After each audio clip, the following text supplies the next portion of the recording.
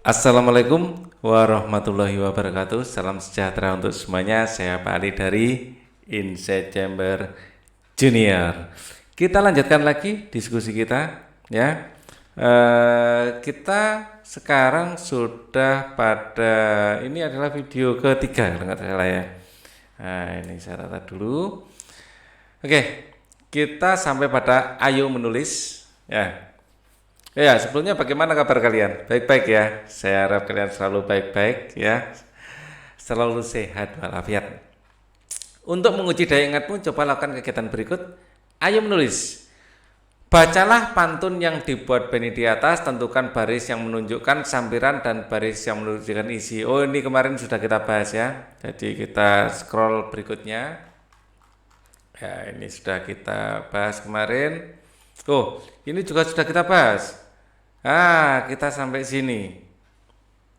Ya, ini sistem peredaran darah hewan kita kemarin ya.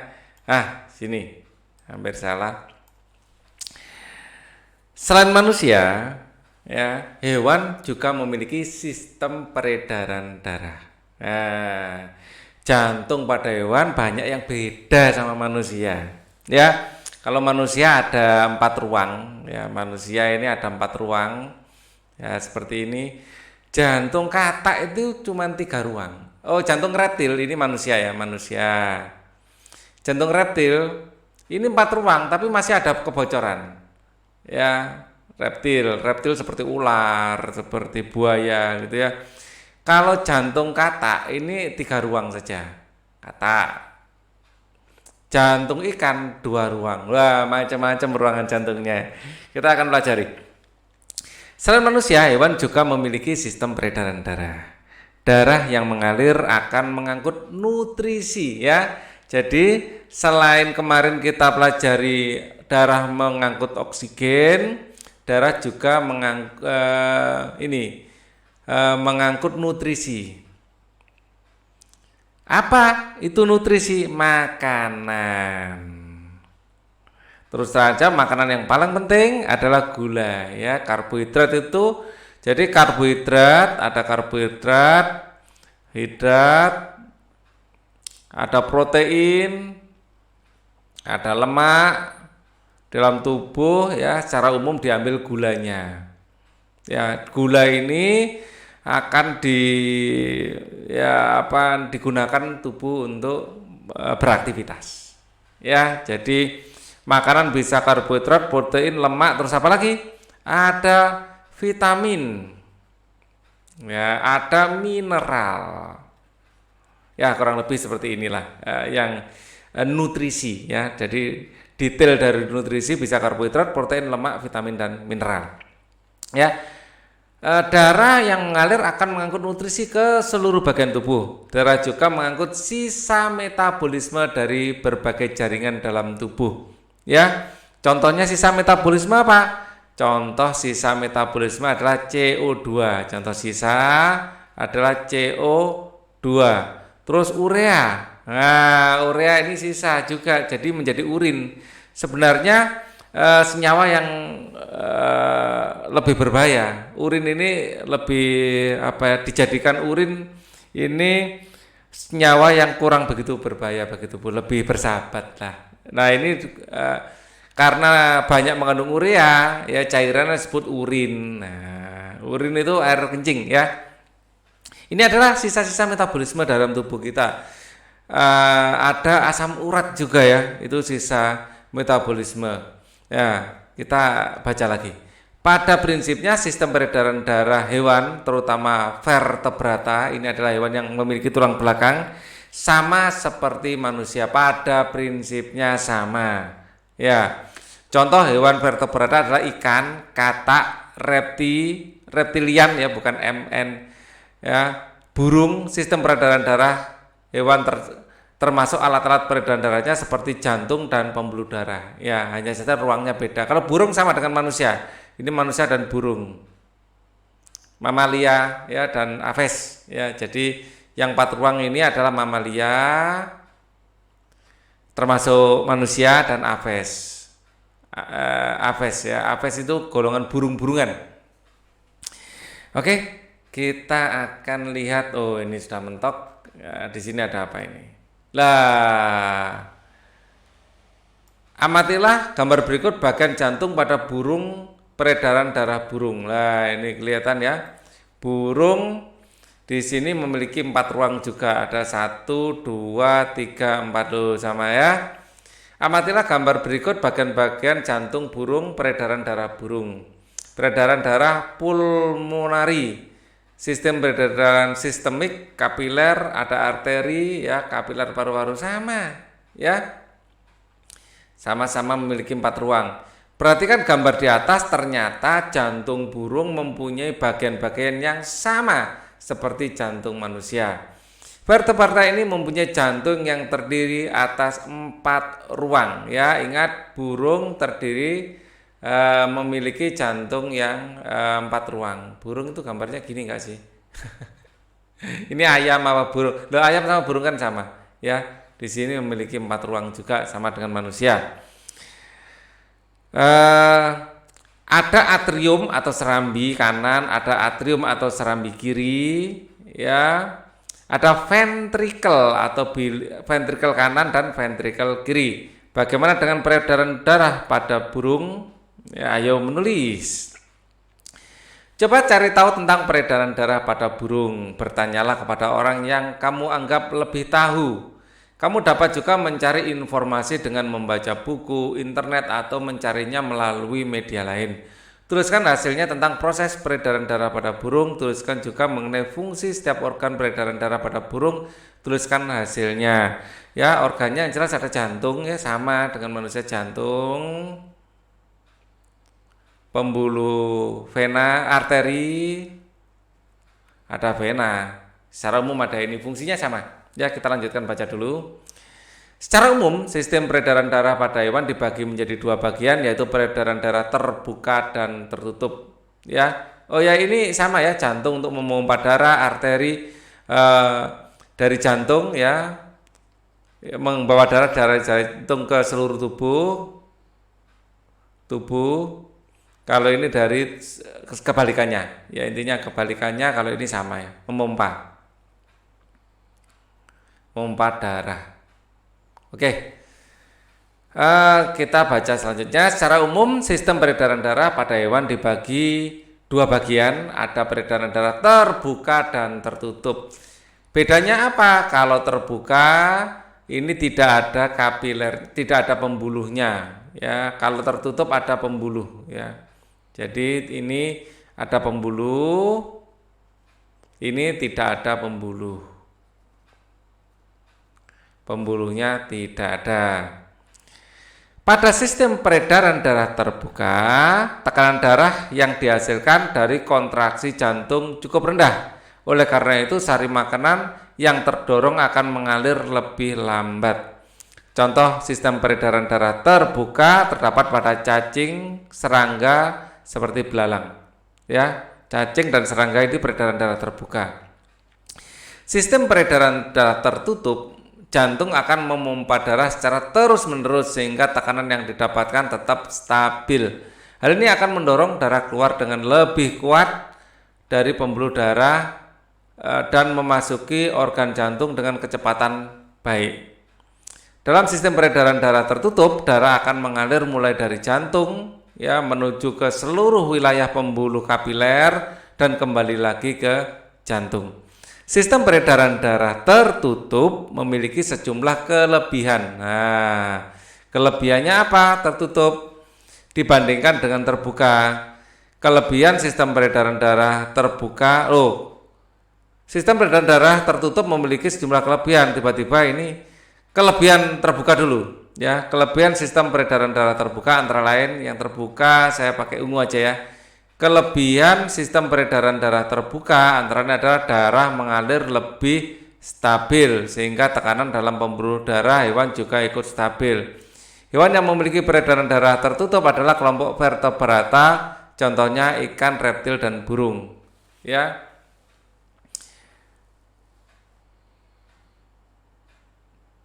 Nah, ini kebalik ya mungkin ya, terbuka memiliki kelebihan dibandingkan yang tertutup ya. Kelebihan sistem peredaran terbuka antara lain mengalir lebih stabil sehingga tekanan dalam pembuluh darah hewan ikut stabil. Jadi ini kelihatannya kalimatnya rancu ya, hanya yang terbuka yang diberi, yang tertutup kelebihannya nggak jelas. Mungkin yang tertutup energinya lebih, energi yang diperlukan untuk memompa itu lebih rendah tentu saja karena pompaannya nggak begitu kuat.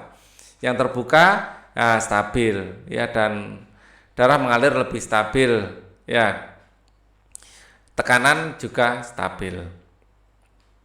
Apa saja yang kamu pelajari hari ini? Apakah manfaat dari pembelajaran hari ini untukmu? Tuliskan dalam kolom. Yang jelas hari ini dan di video sebelumnya ya, tentu saja kita telah belajar tentang sistem peredaran darah baik pada manusia atau hewan. Kemudian kita juga belajar apa? Pantun. Kita juga belajar tentang lagu dengan nada mayor dan nada minor. Oke, kita lanjutkan. Apakah kamu memiliki hewan piaraan di rumah? Ayo, kalian punya ndak hewan piaraan? Kira-kira ada yang punya anjing, kucing, hamster? Ya, tuliskan nama hewan piaraanmu atau hewan kesukaanmu. Apakah kamu suka hewan? Ya, cari tahu alat peredaran darah hewan, mintalah bantuan orang tuamu. Kemudian tuliskan juga fungsi. Ya, coba setiap organ peredaran darah hewan piaramu atau hewan kesukaanmu, tulislah hasilnya pada kolom berikut ini. Karena Pak Ali nggak tahu hewan kesukaan kalian apa. Ya, kalau Pak Ali suka itu hewan ikan. Ikan itu kelihatan tenang, nggak cerewet karena di dalam air. Ya, ikan. Ya, ikan ini jantungnya ada 2 ruang. Ya, dan sistem peredaran darahnya tertutup. Ikan juga adalah hewan dengan darah dingin. Ya, darah dingin. Ya, darah ikan ikan tidak sama dengan reptil. Ikan tidak bisa memanaskan darahnya sendiri. Ya. Jadi kalian bisa bukan pemburu berdarah dingin ya, kalian bisa googling ya, mencari di Google apa itu darah dingin ya. Darah dingin kurang lebih adalah darah yang tidak bisa dipanaskan sendiri oleh hewan tersebut. Jadi butuh sumber panas dari luar ya. Jadi kalian cari sendiri. Oke, sekarang kita akan ganti slide. Sekarang kita ganti slide yang ini ya. Wah, ini bapak-bapak sedang gotong royong ini kelihatannya. Ini saya setting warna ini juga ya, merah juga ya. Oke, saya coba sudah belum. Oke, kita akan baca ya sama-sama. Ini adalah bapak-bapak sedang bangun apa ini, kita lihat. Warga masyarakat tempat tinggal Edo sedang bekerja bakti. Nah, bekerja bakti ini adalah pengamalan Pancasila juga ya, bergotong royong. Ya, oke. Mereka membuat jalan setapak untuk masuk ke gang perumahan setempat. Mereka juga bekerja bakti membersihkan lingkungan. Ya, semua warga masyarakat ikut dalam kegiatan kerja bakti termasuk Edo. Ya, kerja bakti membersihkan lingkungan merupakan upaya menciptakan lingkungan sehat. Ya, tidak menjadi sarang penyakit kalau bersih. Dengan lingkungan sehat, warga pun hidup sehat. Semua warga harus mengikuti kerja bakti karena kerja bakti merupakan kewajiban sekaligus tanggung jawab setiap warga masyarakat. Ya, ini adalah kewajiban sekaligus tanggung jawab. Ya, setiap warga masyarakat. Sebagai warga masyarakat, kita juga berhak untuk hidup di lingkungan yang bersih dan sehat. Apakah yang dimaksud kewajiban dan hak dan tanggung jawab? Ya, kewajiban, hak dan tanggung jawab. Untuk memahami ini, lakukan kegiatan berikut. Akan kita cari tahu apa itu kewajiban, apa itu hak, apa itu tanggung jawab. Oke. Tuliskan pengertian kewajiban, hak dan tanggung jawab, kerjakan pada kolom ya. Kewajiban ini sesuatu yang harus kita lakukan. Ya, sesuatu yang harus kita lakukan. Nah, kita wajib bernafas. Kalau kalian nggak bernafas, kalian akan meninggal. Wajib ya, untuk hidup wajib bernafas. Ya, sebagai warga negara harus kewajibannya apa? Mengikuti undang-undang. Kalau kalian di jalan, kewajibannya apa? Mematuhi rambu-rambu lalu lintas. Sebagai anak, kewajibannya apa? Menghormati orang tua. Kewajiban adalah sesuatu yang harus kita lakukan. Kalau hak, sesuatu yang hak itu sesuatu yang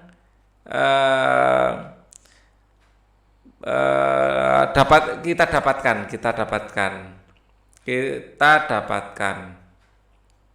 ya, sesuatu yang berhak kita dapatkan. Nah, ada hak diartikan dengan cara kita berhak ya. Ya, kita memiliki hak untuk mendapatkan ya sesuatu yang mungkin boleh dalam tanda kurung harus kita dapatkan ya. Sesuatu yang seharusnya kita dapatkan gitu ya, seharusnya kita dapatkan. Ya, hak kalian sebagai anak apa? Mendapatkan perlindungan dari orang tua, mendapatkan uang jajan ya, atau mungkin paling tidak mendapatkan makanan dari orang tua. Kalian berhak loh mendapatkan makanan dari orang tua, mendapatkan perlindungan, mendapatkan rasa aman, mendapatkan kasih sayang, itu hak kalian. Di sekolah hak kalian apa? Hak kalian adalah mendapatkan ilmu dari guru. Ya, kewajiban kalian apa? Bayar SPP, pakai seragam, itu kewajiban. Hak itu sesuatu yang seharusnya kita dapatkan, adalah hak. Ya. Tanggung jawab apa? Hampir mirip dengan kewajiban, ya. Tanggung jawab adalah sesuatu yang harus kita lakukan juga ya sebenarnya. Tanggung jawab sesuatu yang menjadi beban kita untuk melakukan ya sesuatu.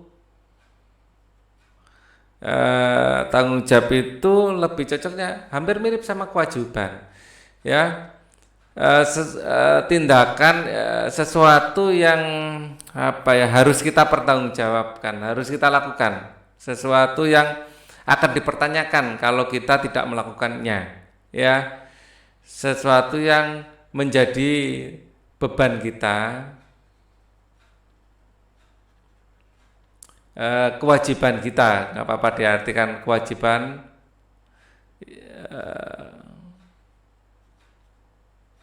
Kita kalimatnya yang enak gimana ya?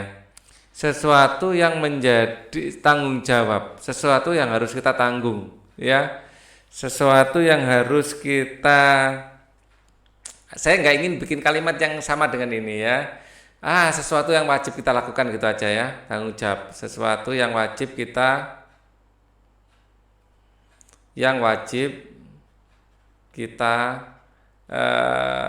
lakukan. Ya, adalah tanggung jawab kita. Tanggung jawab kalian adalah sekolah, sesuatu yang wajib kalian lakukan. Ya. Jadi tanggung jawab sesuatu yang seharusnya ya, bukan wajib ya, seharusnya kita lakukan. Tanggung jawab yang seharusnya ya kita lakukan dengan benar.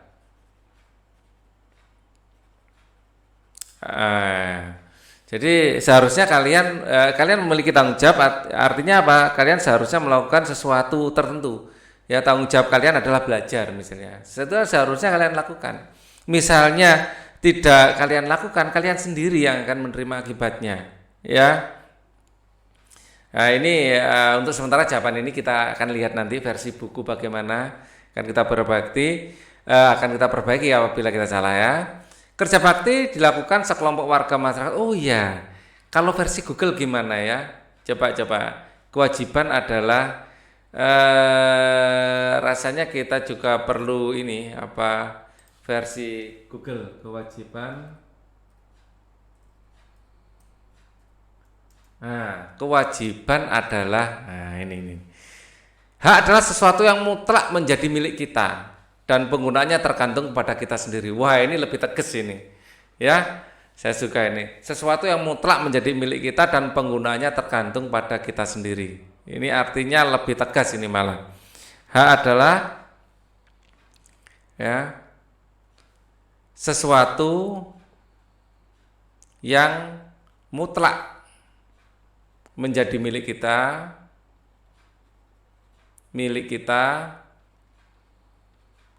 ya, dan penggunaannya tergantung kepada kita sendiri. Ini lebih tegas mengartikannya ya. Dan penggunaannya tergantung pada kita sendiri. Wah, Google selalu menyediakan jawaban yang lebih mantap ya. Oke. Kewajiban adalah sesuatu yang harus dilakukan dengan penuh rasa tanggung jawab. Nah, ini agak mirip-mirip kan ya. Kewajiban sesuatu yang harus dilakukan dengan penuh tanggung jawab. Nah, kalau tanggung jawab apa? Coba kita lihat. Nah, di sini tidak ada. Kita coba tanggung jawab adalah, nah ini tanggung jawab adalah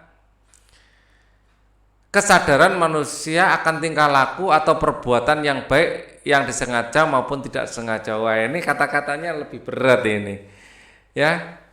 Tanggung jawab adalah kesadaran manusia akan tingkah laku atau perbuatan yang baik disengaja maupun tidak sengaja. Ya. Tanggung jawab berarti berbuat sebagai perwujudan kesadaran akan kewajiban. Berbuat sebagai perwujudan kesadaran akan kewajiban. Lebih enak ini ya. Kesadaran manusia akan tingkah laku atau perbuatan. Lebih enak yang bawah. Ya. Tanggung jawab berarti berbuat sebagai perwujudan kesadaran akan kewajiban. Wah, lebih berat ini. Tanggung jawab adalah perbuatan sebagai perwujudan ya, perbuatan sebagai perwujudan kesadaran akan kewajiban. Kesadaran akan kewajiban. Ya, terlihat di sini ya. Di tanggung jawab itu ada kalimat kewajiban. Di kewajiban ada kalimat tanggung jawab. Jadi memang tanggung jawab dan kewajiban ini adalah sesuatu yang maknanya mirip sekali. Ya, perbuatan sebagai perwujudan kesadaran akan kewajiban. Wah, kata-katanya suka sekali ini. Lebih berat ini. Kerja bakti yang dilakukan sekelompok warga masyarakat merupakan bentuk interaksi manusia dengan lingkungan. Apa yang dimaksud dengan interaksi manusia dengan lingkungan? Interaksi manusia dengan lingkungan adalah perbuatan manusia ya akan berdampak pada lingkungan. Hal yang diberikan lingkungan akan berdampak pada manusia. Jadi saling mempengaruhi. Ya. Manusia akan mempengaruhi lingkungan, lingkungan juga akan mempengaruhi manusia. Apakah akibat interaksi manusia dengan lingkungan? Kalau manusia menjaga lingkungan, lingkungan juga akan bersahabat dengan manusia. Ya, kalau manusia menjaga lingkungan, maka lingkungan akan ramah ya terhadap manusia. Misalnya kita tidak membuang sampah di sembarang tempat, ya lingkungan tidak akan banjir. Ya, kalau manusianya membuang sampah di sembarang tempat, lingkungan akan banjir, kan seperti itu. Apakah interaksi sosial dapat menimbulkan persatuan dan perpecahan? Bisa interaksi sosial. Kalau interaksi sosialnya itu saling mengejek, saling menghina, lah ini bisa menimbulkan perpecahan. Tapi kalau interaksi sosialnya itu saling mensupport ya, saling mendukung, saling menghargai ya itu bekerja sama. Nah, ini akan menimbulkan persatuan. Jadi Di dalam interaksi sosial mau terjadi persatuan atau perpecahan tergantung masyarakat itu sendiri, bagaimana sikap yang dikembangkan. Jadi sebaiknya ya kita mengembangkan sikap saling memahami, toleransi ya, tidak mencampuri urusan orang lain itu penting, kecuali diminta tolong ya. Untuk memahami hal ini perhatikan gambar berikut. Nah, di sini ada seorang ibu yang membantu anaknya ya, interaksi yang bagus ini. Ya. Nah, di sini adalah interaksi guru menerangkan pada muridnya. Lah ini di dalam kompetisi mereka tetap bersalam-salaman ya, karena mereka itu bermain, bukan interaksi antara individu seorang ibu dengan anaknya ya. Interaksi kelompok dengan kelompok yang ditunjukkan oleh dua tim sepak bola ya, mereka bersalam-salaman, itu hanya sebuah permainan ya, nggak perlu sampai baper. Kalau menang ya memang permainannya lebih baik, yang kalah harus berlatih lebih kenceng, yang menang harus mempertahankan gelarnya kan gitu ya. Interaksi individu dengan kelompok, ibu guru berbicara di depan murid-muridnya. Oke, kita akan lihat next, kita apa ini? Manusia hidup dalam lingkungan tertentu. Lingkungan adalah lingkungan adalah ruang ya yang ditempati oleh makhluk hidup dan benda tak hidup. Jadi lingkungan adalah ruang yang ditempati baik makhluk hidup maupun tak hidup. Berarti mirip ekosistem ya. Ya, yang hidup itu namanya biotik, hidup. Ini biotik. Tak hidup ini abiotik. Nah, kalau ruangnya namanya lingkungan. Ya, ini adalah interaksinya kalau ekosistem. Ya. Hubungan timbal baliknya. Kalau ruangnya namanya lingkungan. Lingkungan adalah ruang ya yang ditempati oleh makhluk hidup dan benda tak hidup. Kehidupan manusia tidak dapat dipisahkan dari lingkungannya, baik lingkungan alam maupun lingkungan sosial. Manusia tidak bisa hidup sendiri karena manusia adalah makhluk sosial. Untuk memenuhi kebutuhan hidupnya, manusia pasti membutuhkan orang lain. Masa kalian mau nanam padi sendiri, memanen sendiri, menjemur sendiri, menggiling sendiri, memasak sendiri, belum sampai jadi nasi kalian sudah tepar ya. Baju mau nanam kapas sendiri ya, mau mintal benang sendiri, mau jadikan kain sendiri, mau jahit sendiri kan enggak, kita butuh orang lain untuk melakukan semua itu ya. Secara kodratnya setiap manusia akan berinteraksi, pasti berinteraksi. Jadi kalian jangan menghindari interaksi antar manusia. Interaksi antar individu, individu dengan kelompok, interaksi tersebut dinamakan interaksi sosial. Ya, interaksi antara individu dan interaksi antara individu kelompok atau kelompok dengan kelompok. Melalui gambar di atas kamu telah mengetahui contoh interaksi sosial. Untuk lebih memahami interaksi sosial, lakukan kegiatan berikut ini.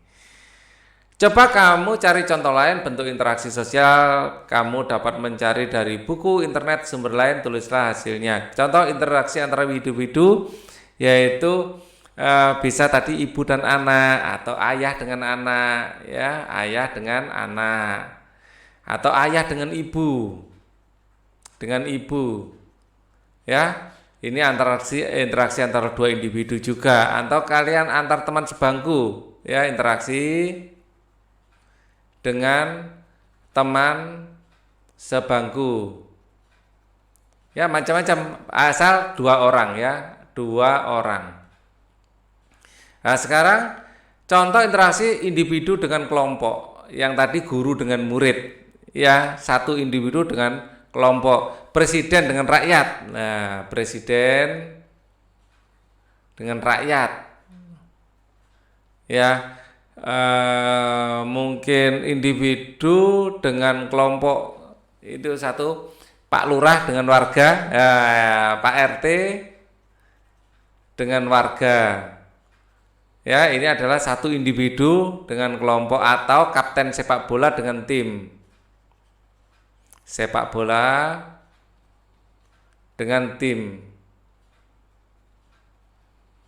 yang lain, atau pelatih ya, pelatih sepak bola dengan tim. Nggak harus sepak bola sebenarnya, pelatih voli misalnya dengan tim ya. Jadi macam-macam, bukan hanya guru sama murid. Kemudian contoh interaksi antar kelompok. Contoh interaksi antar kelompok tadi pertandingan olahraga, bisa pertandingan voli, intinya pertandingan-pertandingan ya yang melibatkan banyak orang atau gubak sodor. Ya, ini adalah permainan jadul ya. Ini antar dua kelompok juga, tarik tambang ya. Tambang ya antar kelompok ya. Terus kemudian antar kelompok juga bisa terjadi selain olahraga. Yang selain olahraga itu apa? Misalnya cerdas cermat. Nah, cermat. Ini juga antar kelompok ya, kelompok A, kelompok B, kelompok C yang saling beradu kepandaian. Atau kuis ya. Misalnya kuis family 100 misalnya. Kuis family 100 ini ya. Ini tadi antara misalnya host dengan penonton. Nah, MC atau host dengan penonton. Satu orang dengan banyak orang, ya. MC itu master of ceremony, ya, yang membawa acara, presenter. Ya. Ini yang antar kelompok lain apa ya? Antar kelompok yang lain antar misalnya yang bersifat bukan olahraga, ya. Wah, antar kelompok, ini yang sering terjadi ini apa di masyarakat ini? Kelompok supporter, supporter sepak bola antar supporter olahraga. Antar supporter kadang-kadang terjadi ricuh kalau tidak saling menghargai, tetapi kalau saling menghargai suasana akan menjadi meriah. Ya, tanpa supporter pertandingan olahraga kan kurang meriah ya. Jadi supporter kehadirannya penting kan juga, perlu ada supporter yang mendukung, tetapi tetap harus dijaga persatuan dan kesatuan ya. Interaksi sosial penting untuk dilakukan oleh setiap individu. Mengapa demikian? Karena dengan melakukan interaksi sosial, individu dapat mencukupi semua kebutuhan hidupnya. Ya, contohnya saat kamu makan nasi, tentu saja nasi yang dimakan berasal dari beras. Beras berasal dari padi yang ditanam oleh petani. Ya, seperti saya contohkan tadi, ya. Sebelum menjadi beras, padi digiling oleh orang lain. Bahkan nasi yang dimakan merupakan masakan orang lain. Selain itu, untuk memenuhi kebutuhan hidup, interaksi juga merupakan sarana. Selain untuk memenuhi kebutuhan hidup, interaksi juga sarana untuk mencapai tujuan bersama. Ya, itu pun belum lauknya ya nasi. Baru nasinya, jala lauknya. Kalian mau jala ikan ke laut sendiri atau mau ternak sapi sendiri, belum minumnya. Ya, susu. Wah, mau ternak sapi sendiri atau telur mau ternak ayam sendiri. Wah, berat. Ya, ladanya, cabenya, terasinya. Ya, mau bikin terasi sendiri ya. Repot. Interaksi sosial tidak selamanya mengarah kepada kebersamaan atau persatuan. Oleh karena itu, interaksi sosial dibedakan menjadi dua. Interaksi yang mengarah pada persatuan dan perpecahan. Antar supporter olahraga ini sangat rawan perpecahan loh ya, hati-hati. Untuk memahami kedua interaksi tersebut, ayo lakukan kegiatan berikut ini. Demonstrasi, ada yang demonstrasi pro, ada demonstrasi kontra. Lah ini pro kontra. Nah, ini bisa menyebabkan perpecahan juga ya. Carilah interaksi sosial yang mengarah pada persatuan dan perpecahan. Kamu dapat mencari informasi dari buku, internet, atau sumber. Tuliskan hasilnya pada kolom berikut ini. Interaksi sosial yang mengarah pada persatuan ya. Interaksi sosial yang mengarah pada persatuan itu adalah gotong royong. Ya, berinteraksi banyak orang ya pada persatuan. Kemudian apalagi interaksi sosial yang mengarah pada persatuan. Ini apa? Mengikuti karnaval. Ya, karnaval. Terus mengikuti parade senja. Mengikuti parade senja. Ya, ini hal-hal yang bisa membuat kita semakin bersatu, saling melihat tampilan dari kelompok-kelompok lain ya, saling memuji ya akhirnya.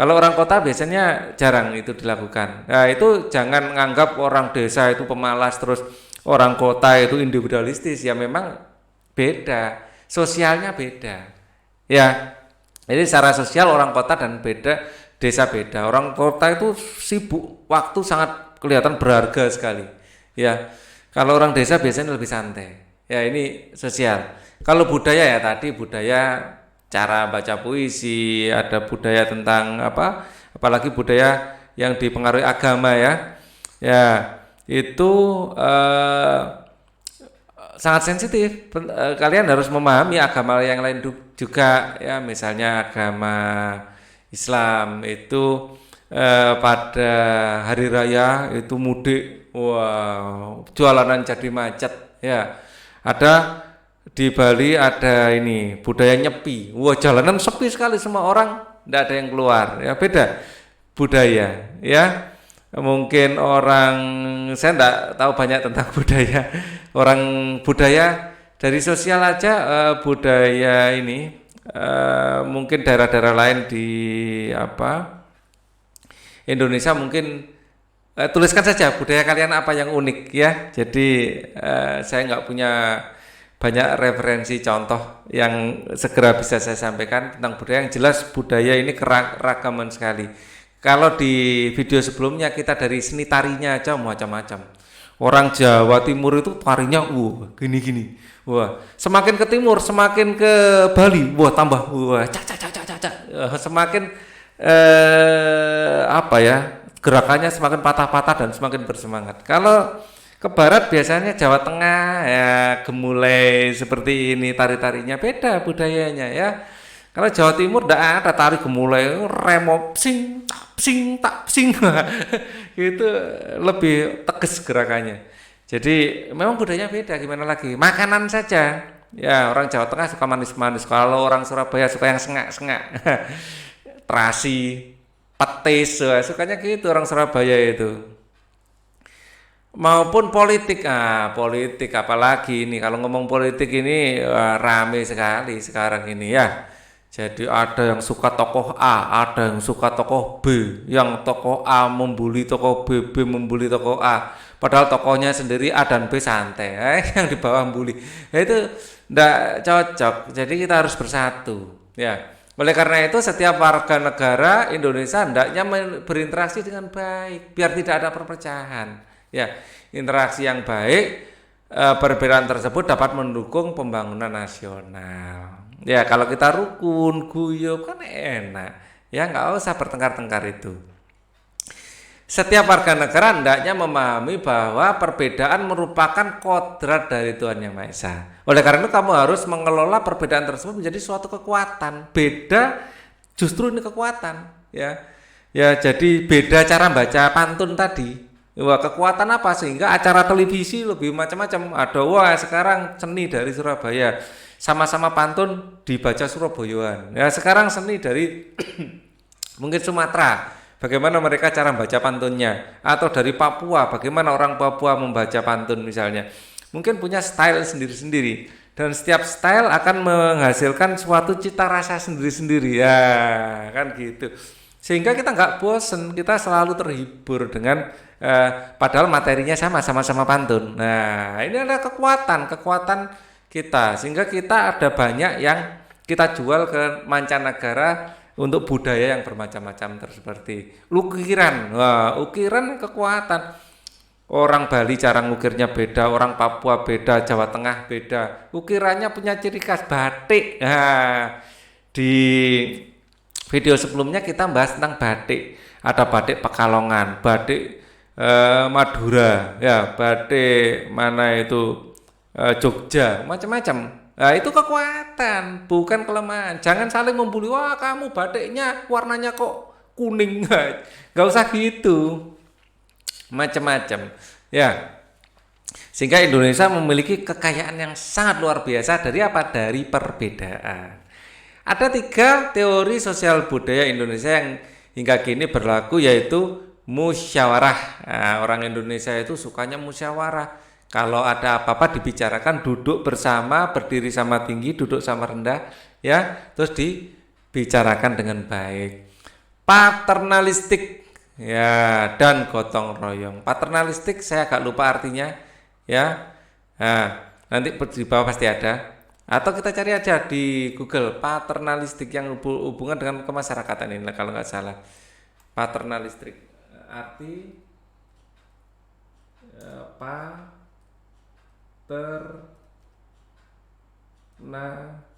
ini arti paternalistik sudah ada. Arti kata paternalistik dalam Kamus Besar Bahasa Indonesia. Ini make it in Germany. Sistem kepemimpinan yang berdasarkan hubungan antara pemimpin dan yang dipimpin sebagai hubungan antara ayah dan anak. Ya, antara pemimpin dan yang dipimpin seperti hubungan antara ayah dan anak. Itu paternalisme. Ya. Jadi antara yang dipimpin dengan yang pemimpin dengan dipimpin seperti ayah dan anak. Ya, maka kita memanggil pemimpin kita itu Bapak, ya, Pak Harto, Pak Karno, ya. Jadi kecuali satu, Gus Dur. Yang lain dipanggil Pak Jokowi, ya. Satu orang yang nggak dipanggil Pak yaitu Gus Dur, dipanggil Gus sendiri. Ya, itu beda sendiri karena beliau juga seorang kiai, ya. Nah, intinya Gus itu juga orang yang dituakan seperti ayah, ya. Budaya ini apabila dikembangkan akan mendukung pembangunan nasional. Selain itu musyawarah, paternalistik dan gotong royong juga mendukung ketahanan aspek sosial budaya yang tangguh. Ya, jadi anak itu kan tidak akan melawan bapaknya sendiri dan bapak akan menyayangi anaknya, kan gitu. Untuk menambah pengetahuan, lakukan kegiatan berikut ini. Amatilah di lingkungan tempat tinggalmu, identifikasi upaya warga masyarakatnya dalam meningkatkan pembangunan sosial budaya. Tuliskan hasilnya pada kolom berikut ini. Upaya yang dilakukan warga masyarakat dalam meningkatkan pembangunan sosial budaya. Ya, nah, upaya apa yang dilakukan untuk membangun sosial budaya? Mengadakan kegiatan bersama. Mengadakan kegiatan ya bersama. Ya, misalnya contohnya 17-an ya bersama-sama, ya mungkin tahun baruan. Ya, warga duduk-duduk bersama menghabiskan malam ya melihat kembang api. Ya, seperti itu. Ini adalah hal-hal yang penting dibangun di masyarakat sehingga ada kesempatan antar warga masyarakat itu untuk duduk bersama, ngobrol-ngobrol, saling tahu, ya. Terus upaya yang dilakukan warga menjaga lingkungan bersama, Siskampling, sistem keamanan lingkungan. Jadi kita sendiri menjaga lingkungan kita, ya. Jadi lingkungan dijaga warga secara bergiliran. Warga secara bergiliran menjaga lingkungan. Ya, terus kemudian ada Siskampling, terus ada musyawarah atau mufakat, ya. Misalnya musyawarah saat pilihan RT, ya, musyawarah atau mufakat untuk urusan kampung, untuk menjaga kebersihan. Misalnya iuran ini ditarik berapa enaknya ini untuk sampah, misalnya kan musyawarah mufakat, ya, untuk urusan kampung. Misalnya penentuan besar iuran. Nah, ini adalah yang dilakukan warga masyarakat dalam meningkatkan pembangunan sosial budaya, ya. Terus aktif dalam organisme, wah tambah 4, organisme aktif dalam organisasi, mengaktifkan organisasi. Ya, untuk kalian bisa ikut Karang Taruna. Terus kalian untuk orang tua ada ini, kalau di Surabaya ada Jumanti, ibu-ibu ya meriksa jentik-jentik, Jumanti. Untuk ibu-ibu ada juga Posyandu. Untuk ibu-ibu juga ini. Untuk bapak-bapak biasanya bekerja, ya, biasanya bapak-bapak banyak Tanggung jawab saat musyawarah ini biasanya bapak-bapak. Ya kalau ini posyandu, jumanti ini ibu-ibu, untuk anak-anak Karang Taruna ya. Warga masyarakat Indonesia harus bertanggung jawab dalam meningkatkan pengalaman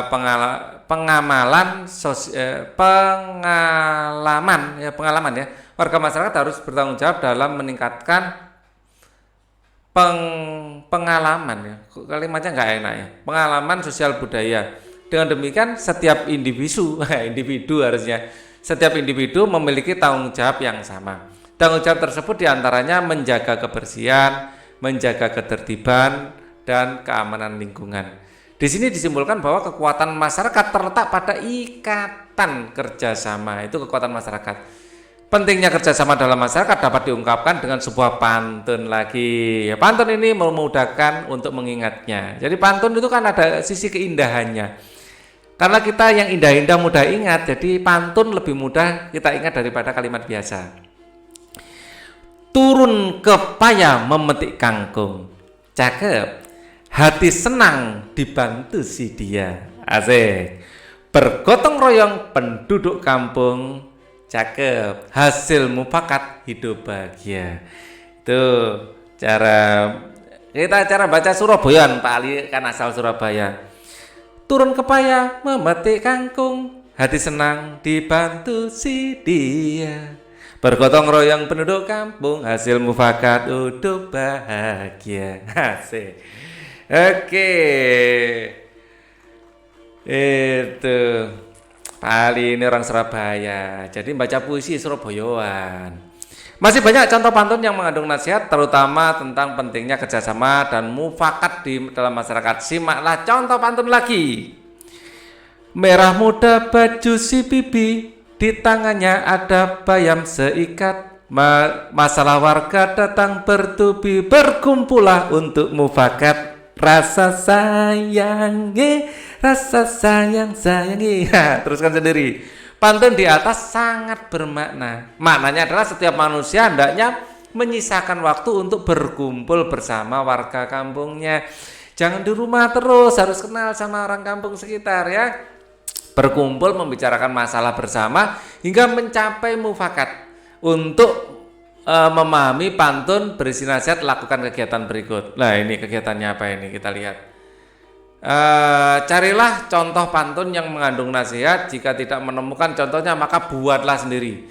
Lengkapilah dengan maknanya dan artinya. Baca hasil pantunmu di depan kelas. Nah, ini nasihat apa ini? Nasihat agar tetap bersatu. Nasihat untuk para supporter. Sampirannya ya, para supporter harus saling menghargai. Olahraga agar apa ya? Nasihat apa enaknya ini? Nasihat untuk ini. Nasihat untuk saling menghargai antar supporter aja ya. Biasanya itu saling mengolokkan masalahnya. Kita harus selalu sportif. Sportivitas kita junjung tinggi ya. Ini isinya, sportivitas kita junjung tinggi. Nah, ini adalah intinya. Para supporter harus saling menghargai, jangan juga, enggak enak. Ya. Wahai kamu para supporter, untuk kalian para supporter,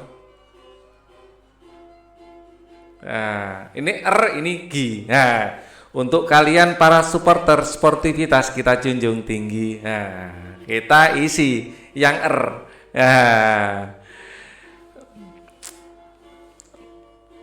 ini. Nyalakan HP, tonton Inside Chamber.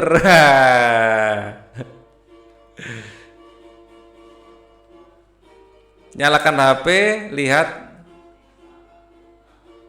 Inside Chamber. Nyalakan HP, lihat Inside Chamber. Sportivitas kita junjung tinggi. Yang akhirnya I, yang bagus. Ya.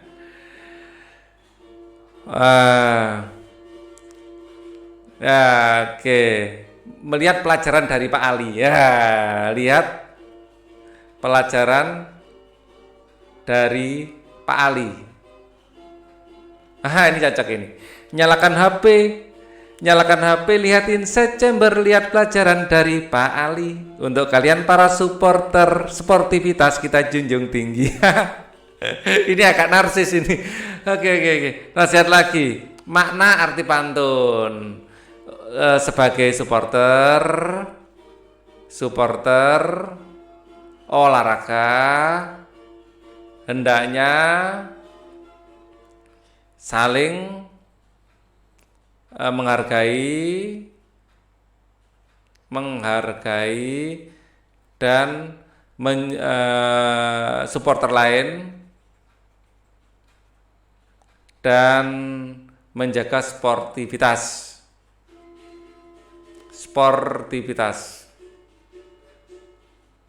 Oke. Sekarang kita lihat, apakah kamu pernah mengikuti rapat warga 1 RT atau RW? Jika belum pernah, mungkin orang tuamu pernah. Ya, tentunya pernah lah ya. Tanyakan kepada orang tuamu, coba amati atau tanyakan pelaksanaan rapat tersebut, apa yang dibahas dari rapat itu. Ya. Pak Ali baru-baru ini membuat rapat tentang penentuan besar iuran bulanan untuk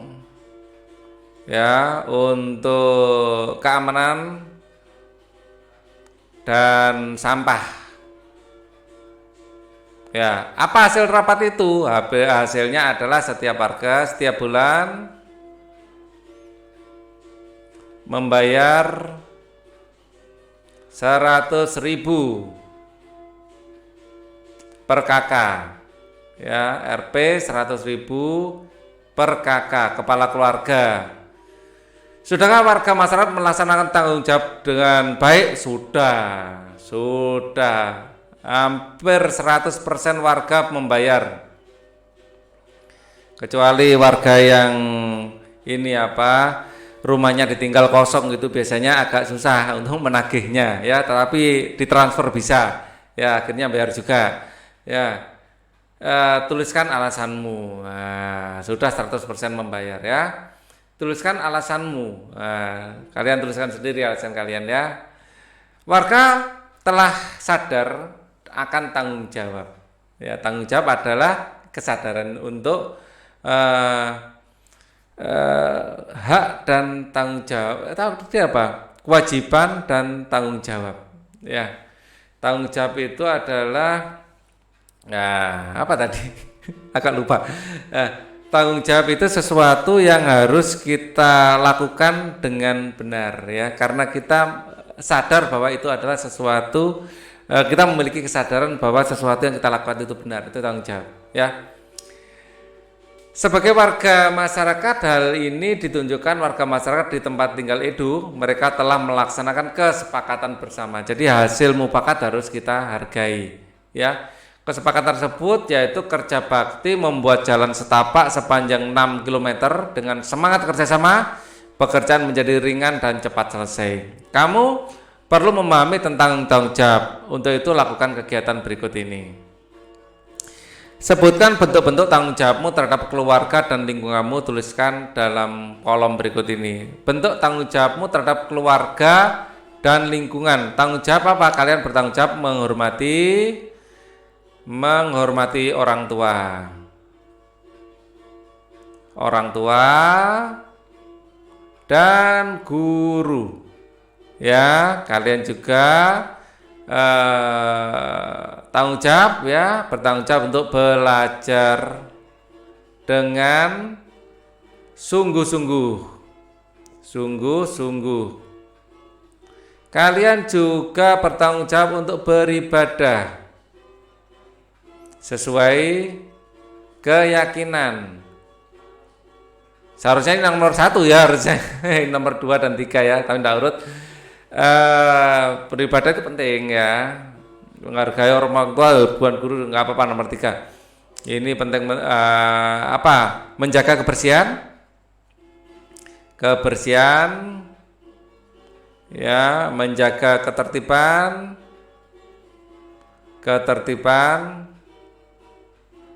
ya, dan mematuhi aturan, termasuk rambu-rambu lalu lintas ya, mematuhi aturan. Oke. Kerjasama dengan orang tua. Kamu perlu memahami bahwa perbedaan merupakan kodrat dari Tuhan Yang Maha Esa. Oleh karena itu kamu harus mengelola perbedaan itu menjadi suatu kekuatan. Ya kayak tadi, ada batik Cirebon, ada batik Madura, ini kekuatan ekonomi ya yang menggerakkan roda ekonomi Indonesia. Ya, kita bisa mengekspor batik-batik tersebut. Ya, perbedaan cara berpakaian juga. Kita bisa mengekspor jilbab misalnya untuk yang beragama Islam ya. Indonesia itu salah satu eksportir jilbab yang terbesar di dunia ya, karena kekayaan budaya kita ya. Batiknya macam-macam, ada batik model yang tadi ya Jogja, ada model ini, jilbabnya sama, batiknya beda-beda, sudah merupakan variasi produk yang berbeda-beda juga ya. Perbedaan tersebut menjadi suatu kekuatan. Bagaimana cara kamu menyatukan perbedaan dengan anggota keluargamu? Ya, dengan saling menghargai tentu saja ya. Ada anggota keluarga yang suka ukulele, ada yang suka gitar, ada yang suka bass, ada yang suka drum. Wah, kalau bergabung menjadi satu jadi orkes musik. Ya kan gitu. Diskusikan dengan orang tuamu, tulislah hasilnya pada kolom ya. Kalau Pak Ali, anaknya Pak Ali ada yang suka ukulele, Pak Ali sendiri suka gitar, istrinya Pak Ali suka menyanyi, jadilah grup rumah tangga. Iya, dalam RT pun ada warga yang suka keyboard, ada warga yang suka drum, jadi grup musik kampung, ya gitu. Oke, kita lihat di sini ada apa ini? Wah, ini pembelajaran berikutnya ini ya. Kita lihat ini topik baru ya. Oke, karena ini topik baru, kita akan lanjutkan lagi besok ya, atau di video berikutnya. Jadi untuk video ketiga ini cukup dulu. Kita akan berjumpa lagi di video berikutnya. Semoga ini bermanfaat. Assalamualaikum warahmatullahi wabarakatuh.